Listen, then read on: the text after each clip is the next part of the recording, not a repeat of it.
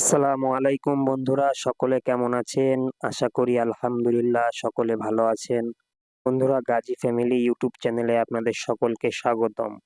বন্ধুরা, আজ থেকে আমার লাইফে ঘটে যাওয়া কিছু মুহূর্ত আমি আপনাদের সামনে শেয়ার করব।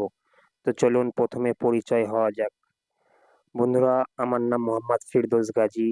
এটা হচ্ছে আমি, আর এটা হচ্ছে আমার বউ।